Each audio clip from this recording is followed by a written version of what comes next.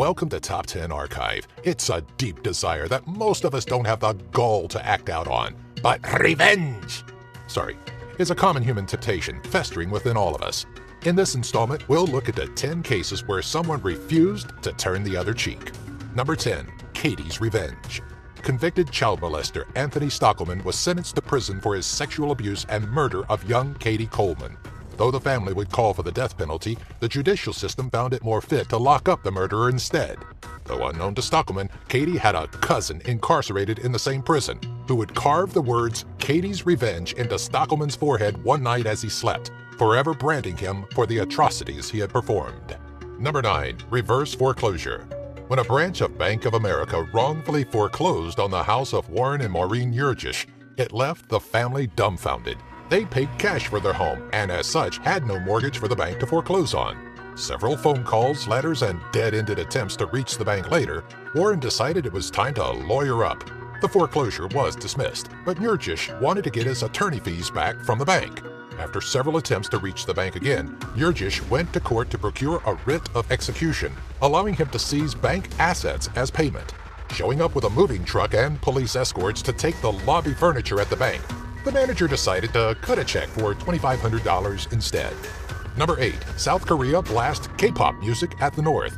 When North Korea sank the ROKS Chonan, a South Korean Navy vessel, North Korea figured it would be a good idea to launch an artillery attack against its southern cousins for no reason, resulting in the deaths of 4 people. South Korea decided to get a little bit of revenge. In June of 2012, South Korean soldiers marched to the border and set up an enormous set of speakers, which they used to pound K-pop into the airwaves. You know what they say, fight fire with K-pop tunes. Number 7. Harold Fisher versus Guido Rossi. First Lieutenant Harold Fisher was returning home from his 20th bombing mission in World War II in his B-17. With the plane in barely working order, he had his men throw out anything that wasn't bolted down in hopes of staying airborne. Thinking the arrival of an American P-38 fighter was a godsend, he couldn't have been further from the truth. The P-38 was, in fact, commandeered by one Guido Rossi, who used this plane to shoot down many other planes. Fisher survived and then went to his commanding officer to ask permission to borrow an experimental YB-40 aircraft, on which he painted the likeness of Rossi's wife. End result, Rossi was reportedly shot down and he was captured. Number 6. Aaron Burr versus Alexander Hamilton. Aaron Burr would continuously attempt to get political office, although Alexander Hamilton seemed to make it his job to prevent that from happening, costing Aaron Burr his presidency against one Thomas Jefferson. It wasn't until Burr was running for governor of New York and Hamilton again shot him down that Burr decided it was his turn to do the shooting. Challenging Hamilton to a traditional gun duel, Burr would emerge the victor and Hamilton was pronounced dead on July 11, 1804. Number 5. Aaron Barr versus Anonymous. The international hacker collective known as Anonymous has been in the headlines of news stories for a while now, and recently the FBI decided they should finally go after them. Aaron Barr, the once head of internet security firm H.B. Gary, claimed to have information on the heads of Anonymous, including addresses, names, and other personal information. As I'm sure you can guess, this just didn't sit well with the collective of hackers. They took to their keyboards and tore apart H.B. Gary's website, as well as Barr's personal social media accounts, leaking some 60,000 emails to a torrent site that contained proprietary information. Casually, Anonymous would respond, "It would appear that security experts are not expertly secured." Number 4. Jane White and the Jehovah's Witnesses. Oh, a knock on the door. It must be important, right? Well, for one Jane White, that just wasn't the case.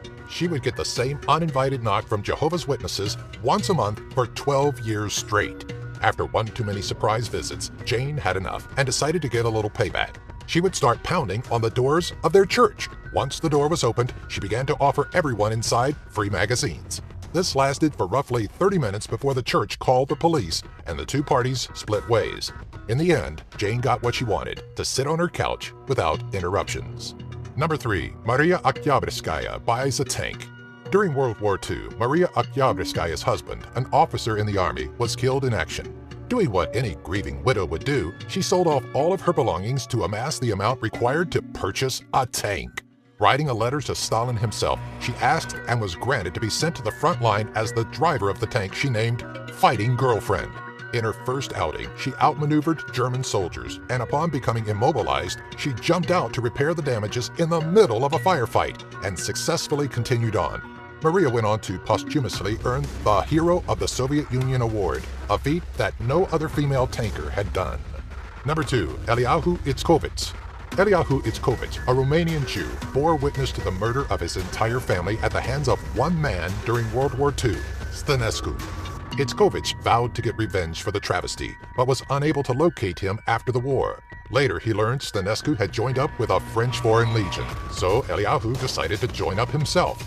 Going AWOL for reasons of revenge, Itzkovich would gain the trust and friendship of Stănescu. Eventually, the two would be separated from their unit, and Itzkovich used this opportunity wisely. We're not sure how the revenge killing went down, but we imagine it looked something like this.